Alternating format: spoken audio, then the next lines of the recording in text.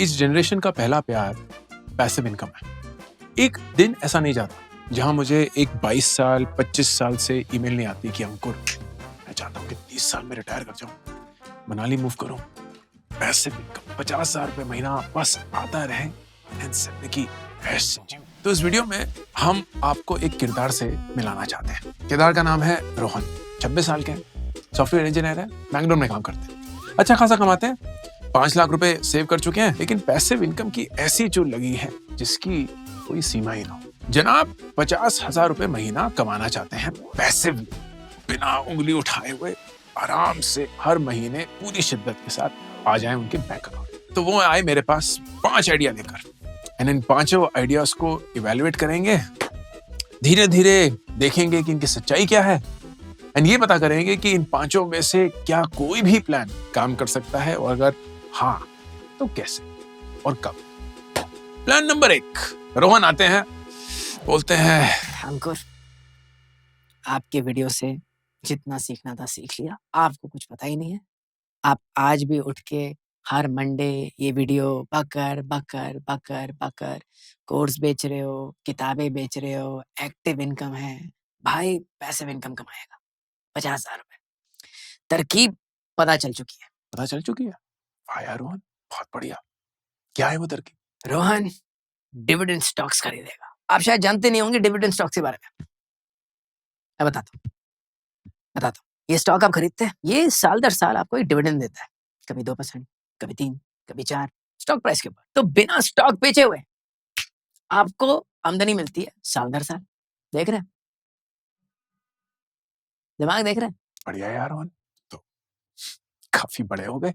Stock chart देखें, ये जो स्टॉक था ना, ये डिविडेंड स्टॉक, ये 2010 में 340 रुपए का था। आज 2026 में ये करीब 410-420 के बीच में घूम रहा है। 16 साल में ये स्टॉक 70 रुपए से बढ़ा है, सालाना 1.3% एप्रिसिएशन। पॉइंट यही है, मैं स्टॉक नहीं बेच रहा हूँ। स्टॉक का प्राइस क्या है मुझे फर्क नहीं पड़ता, मुझे डिविडेंड मिलता है और वो है मेरी पैसिव इनकम। समझ नहीं आ रहा है? क्या रोहन, बाल सफेद फैशन की वजह से नहीं हुआ है, वाकई में हुआ है। वो 6% जो डिविडेंड यील्ड आपको मिलती है ना, वो तो आपको दिख रही है, लेकिन कैपिटल अप्रिसिएशन आपको नहीं दिख रहा है। आपने जो स्टॉक खरीदा वो एक तरीके से तो थम ही गया ना, साल दर साल 1% से बढ़ा है। उन 16 सालों में महंगाई कितनी बढ़ चुकी है, तो वो स्टॉक जो पहले 100 रुपए की चीजें खरीद सकता था, अब वही स्टॉक 50 रुपए की चीज भी नहीं खरीद सकता। इतनी तेजी से इन्फ्लेशन बढ़ा है। तो वो 6% डिविडेंड जो आपको मिल गया, उससे तो आप खुश हैं, क्योंकि आपको नोशनली हर महीने या हर साल एक फिक्स्ड डिविडेंड मिल गया, लेकिन जो आपके कैपिटल परचेजिंग पावर रिड्यूस होती रही, वो आपको खटक नहीं रहा। ये कहाँ की समझदारी है दोस्त। फिर उसके ऊपर टैक्सेस तो आपने कभी शायद सुने नहीं होंगे, सोचे नहीं होंगे। डिविडेंड आपको पता है कि देश में रेगुलर इनकम के लेवल पे टैक्स होता है, मतलब आपकी जो सैलरी है उसमें जुड़ जाता है। तो अगर आप 30% टैक्स ब्रैकेट में हैं, तो डिविडेंड पे भी आपको 30% टैक्स देना पड़ेगा। उसके ऊपर हेल्थ एजुकेशन सेस तो 31.4% इफेक्टिव टैक्स। फिर जो कंपनी आपको डिविडेंड देती है उस पर 10% टीडीएस भी कट के आता है, क्योंकि किसी भी कंपनी में अगर एक फाइनेंशियल ईयर में 10,000 रुपए से ज्यादा डिविडेंड मिले तो टीडीएस लागू होता है। और अगर आपकी टोटल टैक्स लायबिलिटी आपकी सैलरी के बाहर 10,000 रुपए से ज्यादा है इन अ फाइनेंशियल ईयर, आपको एडवांस टैक्स भी भरना है, साल में 4 बार। तो साल में 4 बार आपको प्रोएक्टिवली सरकार को टैक्स जमा करना पड़ेगा। मिस किया तो 1% महीने का ब्याज लगता है। और वो सब छोड़ रहा हूं, आपको 50,000 रुपए महीना चाहिए। कैलकुलेट करते हैं कि अगर एक स्टॉक 5% डिविडेंड दे रहा है, जो कि बहुत ज्यादा है, लेकिन अगर दे रहा है, तो आपको कितने वैल्यू का स्टॉक ओन करना पड़ेगा ताकि आप महीने के 50,000 रुपए इन हैंड कमा पाए। 6 लाख रुपए इन हैंड, टैक्स 31% है, तो मोटा मोटा 8-8.5 लाख रुपए डिविडेंड इशू होना चाहिए। वो अगर 5% हो, तो मतलब आपके पास इन द स्टॉक वैल्यू करीब 1.5 करोड़ से 1,70,00,000 का स्टॉक होना चाहिए। आपके पास कितने पैसे हैं रोहन अभी? 5 लाख रुपए। तो तुमसे तो ना हो पाएगा। रोहन मायूस होकर चला जाता है, 2 दिन बाद वापस आता है। अंकुर फारिक, 2 दिन पहले तुमने मेरी धज्जियां उड़ाई थी, आज भाई तुम्हें सच सिखाएगा, दिखाएगा कि 50,000 रुपए प्रति माह पैसिव इनकम कैसे कमाए जाते हैं। क्या तुम तैयार हो? हाँ, मैं तैयार हूँ रोहन। अगर आप मुझे बता देंगे तो मैं खुद की जिंदगी भी इसी पैसिव इनकम पे चलानी शुरू कर दूंगा। मुझे पागल कुत्ते ने थोड़ी काटा है। तो सुनिए, फिक्स्ड डिपॉजिट्स, कोई स्टॉक नहीं, कोई डिविडेंड नहीं, कोई उतार चढ़ाव नहीं, फिक्स्ड रिटर्न्स। मुझे पता चल गया कि एसबीआई 6.45% फिक्स्ड डिपॉजिट्स पे रिटर्न दे रहा है, गारंटीड है। कोई मार्केट रिस्क नहीं है, कोई किराएदार नहीं है, कोई मम्मी पापा नहीं है, कोई बॉस नहीं है, सिर्फ मनाली है। मैं रोहन को देखता हूँ और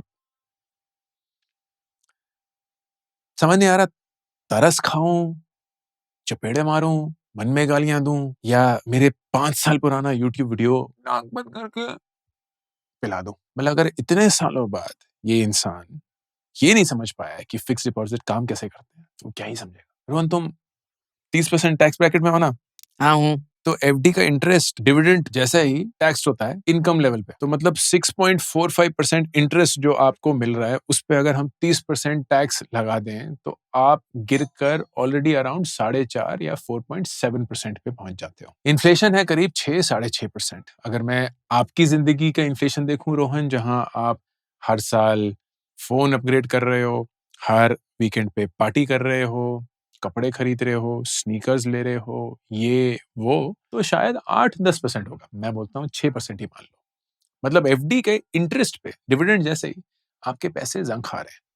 आपको वो इंटरेस्ट या ब्याज तो मिल रहा है, लेकिन हर साल आपके पैसे की खरीदने की क्षमता 1.5% से कम हो रही है। आपके पैसे धीरे धीरे अपनी औकात, अपनी हैसियत गंवा रहे हैं। एंड फिर वही चीज कि अगर आप यही 4.5-5% इंटरेस्ट पे 50,000 रुपए कमाना चाहते हैं तो आपको साल के 6 लाख रुपए चाहिए। एंड इसका मतलब एफडी आपको करीब 1 से 1.5 करोड़ की करनी पड़ेगी। आपके पास उतने पैसे नहीं है रोहन। हम बार बार सेम चीज नहीं बता सकते, कभी तो अपना दिमाग लगाना पड़ेगा ना। रोहन फिर से चला गया, ऐसा चेहरा लेके गया जैसे भूत देख लिया। 3 दिन बाद फिर से वापस आया।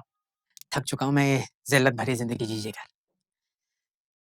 आपका जो उपाय है ऑप्शन नंबर 3, बोलते हैं ना थर्ड लकी नंबर होता है, अब देखना कैसे चलेगा।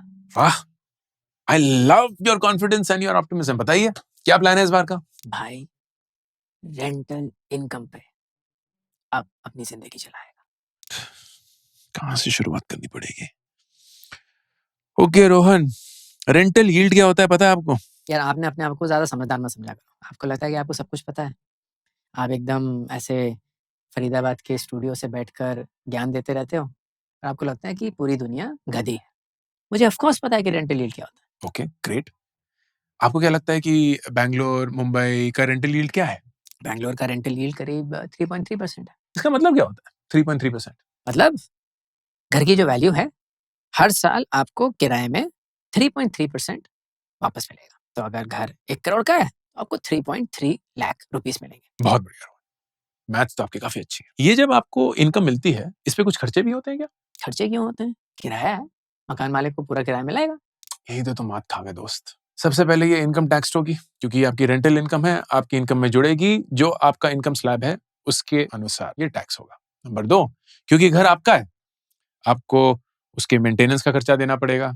आपको शायद कोई एडिशनल कैपेक्स जो सोसाइटी में हो रही है उसके लिए खर्चा देना पड़ेगा, हाउस टैक्स पे करना है। ये सब कुछ काट पीट के ये 3.3% टू 2.5% मैक्सिमम रह जाता है। आपको 50,000 रुपए महीना चाहिए, मतलब 6 लाख रुपए साल के। अगर आपका घर आपको सिर्फ 2.5% दे रहा है तो आपको कितने वैल्यू का घर चाहिए होगा? करीब 2.5 करोड़।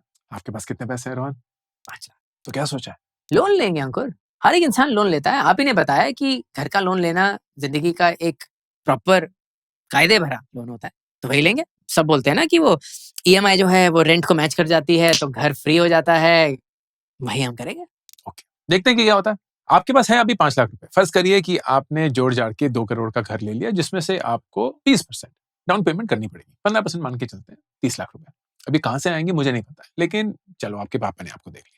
बाकी के 1 करोड़ 70 लाख रुपए का आपको लोन लेना पड़ेगा। हाँ जी, लेना पड़ेगा। चलिए डालते हैं, 1 करोड़ 70 लाख रुपए, 8.5% ब्याज पे आपको ये घर मिल जाएगा। फर्ज करिए 25 साल का, तो आपके महीने की ईएमआई बैठी 1,37,000। यही 2 करोड़ का घर अगर आपको काट पीट के 2.5% रेंटल यील्ड दे रहा है, मतलब आपको साल के मिलेंगे 5 लाख रुपए, और साल की आपकी ईएमआई करीब 16-17 लाख रुपए। यार अंकुर, यही तो तुम मात खा गए। तुम लंबी रेस के घोड़े नहीं हो, छोटी सोच है तुम्हारी। तभी तुम गरीब हो और गरीबियत के तहत ये यूट्यूब वीडियो बनाते रहोगे। रोहन अमीर है, अमीरियत का माइंडसेट है। कैपिटल एप्रिसिएशन नामक चीज सुनी है? हाँ, मैं ये पैसे कहीं से जोड़ जाड़ के पापा से लेके वगैरह वगैरह कर लूंगा, घर भी तो बढ़ेगा दाम में। तो वो घर दाम में बढ़ रहा है, उस 16 लाख रुपए को जो मैं बैंक को दे रहा हूँ उसमें से काफी मेरा प्रिंसिपल लोन अमाउंट चुक रहा है, सब कुछ एकदम सही चल रहा है। क्या समझ नहीं आ रहा है? चलो रोहन, ये भी कर लेते हैं यार, बहुत बार किया ये। तो फर्ज करो घर हमने 2 करोड़ का ले लिया, उसकी रजिस्ट्री करानी पड़ेगी, तो 5% उसमें लगेंगे, तो 10 लाख रुपए उसमें चले गए। डाउन पेमेंट हमने बोला 15%, तो 30 लाख रुपए डाउन पेमेंट। तो टोटल आपको 40 लाख रुपए देने पड़ेंगे अपफ्रंट। 1,70,000 का आप लोन लेंगे। लोन का ब्याज दर 8.5% मान के चलते हैं 25 साल के लिए, तो 1,36,37,000 रुपए आपकी ईएमआई बैठी। फिर मान लेते हैं कि आप क्योंकि 30% पे हैं तो ओल्ड टैक्स रिजीम में आपको छूट वूट भी मिलेगी, तो इफेक्टिव आपका 1,09,000 रुपए ईएमआई बैठ जाएगा। टोटल ब्याज interest over and above the principal जो आप देंगे which will be over the 25 years will be 1.57 CR। फिर आपका एक मेंटेनेंस कॉस्ट भी होगा घर का, 0.5% वो लगा लिया। ये मेंटेनेंस कॉस्ट बढ़ता रहेगा हर साल 5% से, वो भी लगा लिया। तो टोटल आप maintenance over this period 66 lakh देंगे। फिर आपका total cost of buying the house, इस घर खरीदने का, इस 2 करोड़ के घर को खरीदने का खर्चा रोहन 4 करोड़ 33 लाख होगा। ये होगा घर की कीमत, ब्याज, मेंटेनेंस। अब यू राइट कि आपका घर बढ़ेगा, दाम में बढ़ेगा। फर्ज करिए 8% से बढ़ता है, तो यही घर 25 साल बाद 20 करोड़ का होगा। आई न्यू इट, अंकुर वारिकू गधा, रोहन रॉकस्टार। तो net benefit of buying the house is around 15.8 crore. शाबाश, तालियां। लेकिन इसका उल्टा रूप देखें, जो आपने 40 लाख रुपए अपफ्रंट डाले रोहन, वो अगर आप इन्वेस्ट करते और हर महीने की जो आपकी ईएमआई है उसको भी आप इन्वेस्ट करते, तो क्या होता? तो सबसे पहले ये 40 लाख रुपए अपफ्रंट, फिर हर महीने जो आप ईएमआई देते हैं और जो आपको रेंट मिलता है उसका अंतर भी आप इन्वेस्ट कर सकते थे, विच इज अराउंड 80,000 रुपए, वो भी नहीं किए। मान लेते हैं कि ये दोनों चीजें आपको 12% रिटर्न देती हैं, आपने निफ्टी 50 में डाल दिया, आपके पास उस 40 लाख रुपए की अहमियत करीब 12 करोड़ होती, एंड इस 80,000 रुपए पर मंथ के एसआईपी की कीमत करीब 18 लाख होती। Total net value 24 crore. तो जहां आपने net benefit of buying a house 16 crore किया, the net benefit of not buying the house and instead investing 24 crore है। समझ में आया रोहन? रोहन अभी है त्राही में, भाई एकदम ट्रॉमा में चले गए, समझ तो आ नहीं रहा है कि क्या करना है, पर 1 हफ्ते बाद वो वापस आते हैं। हिल गया मैं, बात समझ में आई। एक और प्लान लेके आया हूँ, मुझे लगता है ये काम करेगा। लेकिन अब मैं चौड़ा होके नहीं बोलना चाहता, तो आप प्लीज बता दीजिए कि आपको लगता है कि ये प्लान काम करेगा कि नहीं। ठीक है यार, कम से कम इस विनम्रता से बोल रहे हो तो थोड़ा अच्छा लग रहा है, औकात में तो रह के ही बोल रहे हो। क्या है प्लान? यार प्लान का नाम है SWP, सिस्टमैटिक विड्रॉल प्लान। बहुत सुनने में आ रहा है, जैसे SIP होता है सिस्टमैटिक इन्वेस्टमेंट प्लान, वैसे ही आप हर महीने विड्रॉ कर सकते हैं। मैथ्स कर ली है, ठीक ठाक लग रहा है, पर एक बार आप भी बता दीजिए। यार रोहन, पहली बार दिल खुश किया, ये प्लान वाकई में अच्छा है 2-3 कारणों से, लेकिन अभी तुम्हारे लिए काम नहीं करेगा, वो भी बताऊंगा क्यों। कारण नंबर 1, ये प्लान अच्छा क्यों है? टैक्स एफिशिएंट है। जब आप एफडी करते हो, डिविडेंड करते हो, रेंटल करते हो, आपका ये जो पूरी इनकम है ये आपकी टैक्स ब्रैकेट में आ जाती है। लेकिन एसडब्ल्यूपी में आपका सिर्फ प्रॉफिट या मुनाफा जो है वो टैक्स ब्रैकेट में आता है, और वो भी कैपिटल गेन टैक्स, जो कि 1 साल बाद 12.5% ही है सिर्फ। तो कितना टैक्स बच जाता है? दूसरी चीज, आपका कैपिटल ना ग्रो करता रहता है, क्योंकि फर्ज करिए आपने निफ्टी 50 के म्यूचुअल फंड में पैसे डाल दिए, वो ऑन एन एवरेज 12% से ग्रो कर रहा है। आप धीरे धीरे हर महीने या हर साल थोड़ा निकालते हैं, लेकिन जो बाकी बचा हुआ पैसा है वो अभी भी 12% पे ग्रो कर रहा है। तो if you do the math, कभी कभी ऐसा होता है कि विड्रॉ के बाद भी आपका पैसा बढ़े जा रहा है, which is how you should think about it Rohan, and I am so glad that you came up with this option. और नंबर 3, इसमें ना आपको मार्केट टाइम नहीं करना पड़ता। जैसे एसआईपी में मार्केट अप हो, मार्केट डाउन हो, महीने की 1 तारीख पे आपका पैसा इन्वेस्ट हो जाता है ना, वैसे यहां भी महीने की 1 तारीख में आपका पैसा विड्रॉ हो जाता है। अगर मार्केट बहुत ऊपर है तो कम विड्रॉ होगा in terms of units, market बहुत डाउन है तो इन टर्म्स ऑफ यूनिट ज्यादा विड्रॉ हो जाएगा, but on an average it balances itself out, so you protected. ऐसा नहीं है कि आप बहुत एग्रेसिवली रिस्क ले रहे हैं, ऐसा भी नहीं है कि आप मार्केट टाइम कर रहे हैं, ऐसा भी नहीं है कि यार नहीं अभी मार्केट उठी हुई है तो अभी बेच देते हैं वगैरह वगैरह. You are not actively tracking the market, you are actually passive in the way that it should be. लेकिन एक प्रॉब्लम है, SWP needs to generate a certain number. जैसे बहुत सारे फाइनेंस प्रिंसिपल्स बोलते हैं कि 4% withdrawal rate is the right withdrawal rate.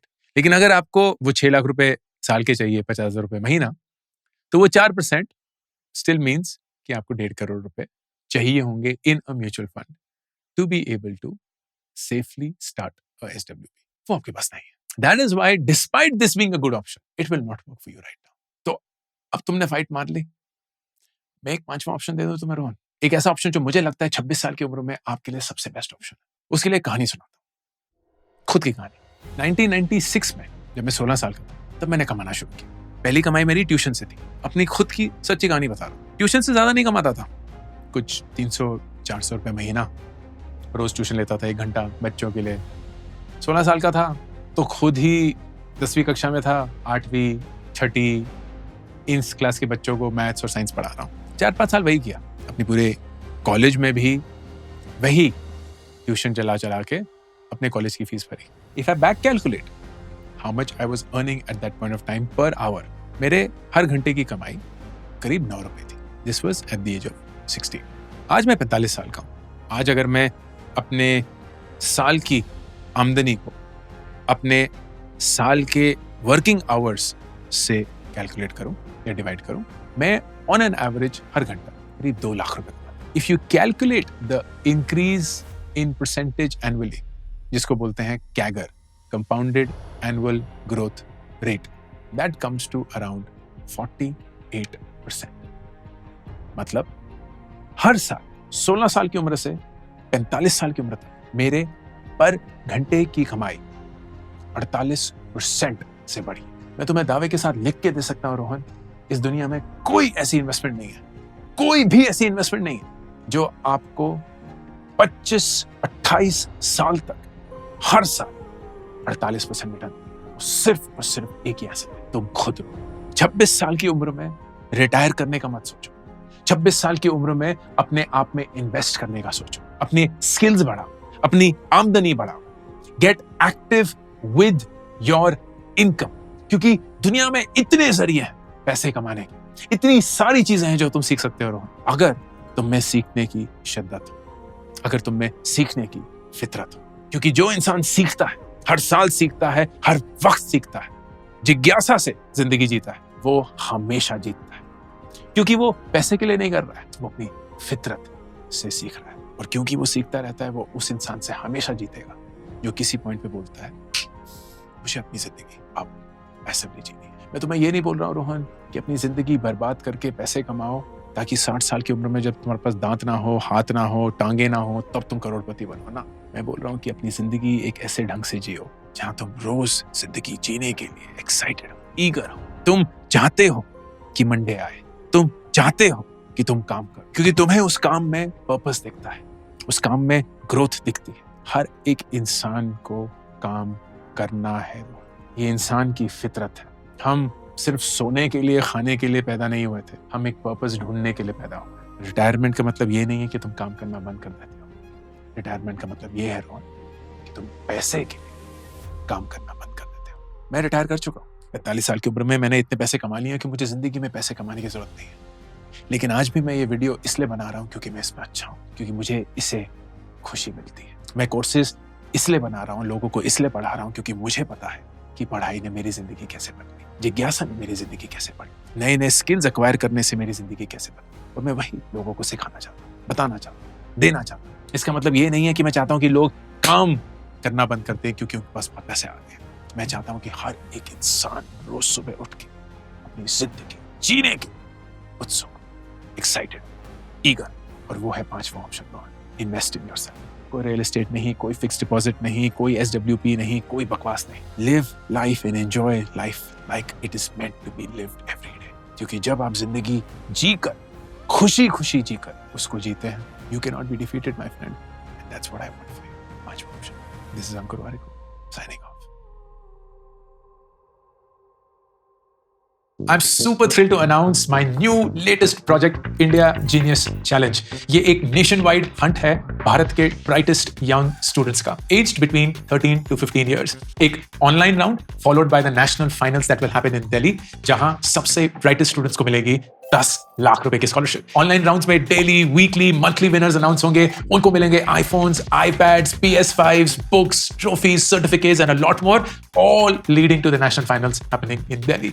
Please, अगर आप किसी 13 से 15 साल के बच्चे को जानते हैं, आपके परिवार में कोई है या आप खुद वो हैं, then log on to indiageniuschallenge.com and start playing the challenge.